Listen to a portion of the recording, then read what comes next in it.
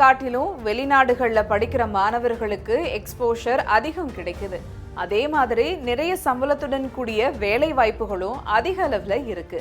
அதனாலேயே இந்திய மாணவர்கள் America, Canada, England, Australia, Germany போன்ற நாடுகளுக்கு உயர் படிப்புக்காக செல்வது வழக்கமாயிருக்கு. குறிப்பா சொல்லணும்னா வெளிநாடுகள்ல மேற்படிப்பு படிக்க விரும்பும் மாணவர்களுக்கு கனடா ஒரு டாப் சாய்ஸா தான் இருந்துட்டு வருது.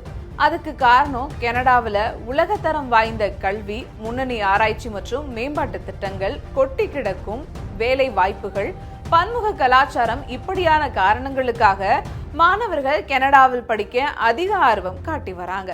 இது மட்டும் இல்லாம அமெரிக்கா, ஆஸ்திரேலியா போன்ற நாடுகள் கம்பேர் பண்ணும்போது கனடாவில் கல்விக்கான செலவு ரொம்பவே கம்மியாயிருக்கு. இதுவும் கனடா டாப் சாய்ஸாக இருக்கிறதுக்கு ஒரு முக்கிய காரணமா இருக்கு. ஆனா இப்போ இதுக்கு முட்டுக்கட்டை போடும் விதமா கனடா கடந்த ஆகஸ்ட் மாதம் மட்டும் 74% இந்தியர்களின் கல்வி விசா விண்ணப்பங்களை ரிஜெக்ட் பண்ணி இருக்கிறது அதிர்ச்சியை ஏற்படுத்தி இருக்கு.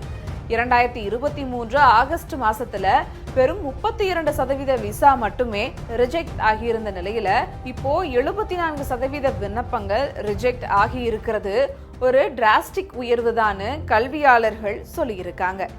எதனால இந்த நிராகரிப்பு நடந்திருக்கு அப்படின்னு பார்த்தோம்னா, கடந்த 2023ஆம் ஆண்டு இந்தியாவில இருந்து கனடாவுக்கு சுமார் 1500 போலியான கல்வி விசா விண்ணப்பங்கள் வந்திருந்தது கண்டுபிடிச்சிருக்காங்க. நிரந்தர குடியுரிமை சோதனை நடத்திய போது பல இந்தியர்கள் போலி ஆவணங்களை கொடுத்து மோசடி செஞ்சு கல்வி விசா வாங்கியது தெரிய வந்துச்சு. திரும்பவும் இப்படி ஒரு சம்பவம் நடந்துடக்கூடாதுன்னு தான் இந்தியர்களோட பேங்க் டீட்டெயில்ல இருந்து கல்வி ஆவணங்கள் வரைக்குமே ரொம்ப கவனமா கனடா அரசு ஆய்வு செஞ்சுட்டு வராங்க.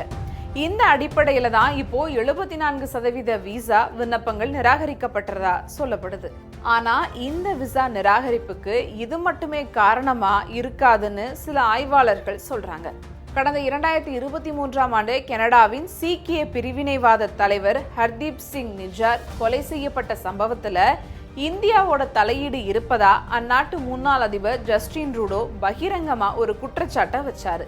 ஆனா இந்த குற்றச்சாட்டுக்கு இந்தியா திரும்ப மறுப்பு தெரிவிச்சது. அது வரைக்கும் கனடா இந்தியாவுக்கு நடுவுல ஒரு நல்ல ரிலேஷன்ஷிப் மெயின்டைன் ஆகிட்டு வந்த நிலையில இந்த குற்றச்சாட்டுக்கு அப்புறம் விரிசல் விட தொடங்கி இருக்கு. இப்போ இந்த காரணத்துக்காக தான் இந்தியர்களோட கல்வி விசாவை கனடா நிராகரிச்சிருக்கிறதா சிலர் சொல்லிட்டு வராங்க. செய்திகளை உடனுக்குடனும் துல்லியமாகவும் தெரிந்து கொள்ள சப்ஸ்கிரைப் பண்ணுங்க.